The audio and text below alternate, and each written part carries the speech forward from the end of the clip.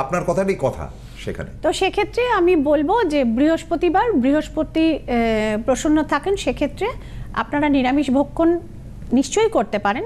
তবে আমি বলবো সূর্যাস্তের পর যারা সধবা রয়েছেন, যারা স্বামী পুত্র নিয়ে ঘর সংসার করেন, তারা কিন্তু মাছ ভাত খাবেন। আচ্ছা, যারা মানে সূর্যাস্তের আগে অবধি নিরামিষ ভক্ষণ করলেন, সন্ধ্যাবেলা মা লক্ষ্মীর পুজো দিলেন, তার সামনে ঘিয়ের প্রদীপ জ্বালালে, একটি ছোট্ট টিপস দিই, প্রসুন্দর টিপসের কথা বললেন, ঘিয়ের সঙ্গে একটি ছোট এলাচ দিয়ে দেবেন এবং একটু জাফরান বা কেসার, যেটাকে বলে অরেঞ্জ কালারের যে এটি পাওয়া যায়, স্পাইসটি পাওয়া যায়, মশলাটি পাওয়া যায়, দেবেন।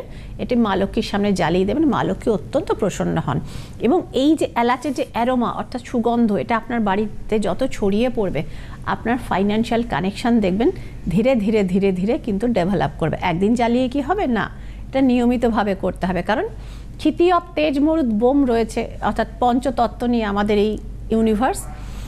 এটা যখন এয়ারে মিলে যাবে, ইউনিভার্স কিন্তু আপনাকে দেওয়ার জন্য তার সাথে সেই কানেক্টিভিটি তৈরি হয়। কিভাবে আসে? এলাচ জ্বালিয়ে আপনি টাকা পাচ্ছেন মানে লোক এরকম ব্যাপারটা না।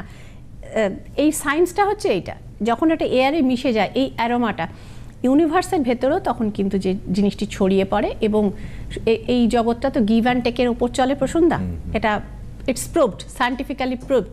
সুতরাং সেক্ষেত্রে ইউনিভার্সও আপনাকে ব্লেসিং দেওয়ার জন্য রেডি হয়। এক্ষেত্রে যখন আপনি এলাচটা সংযোগ করছেন ওই ঘিয়ের সাথে, এই অ্যারোমা আপনার ফাইন্যান্সিয়াল কানেকশন বিল্ড আপ করে।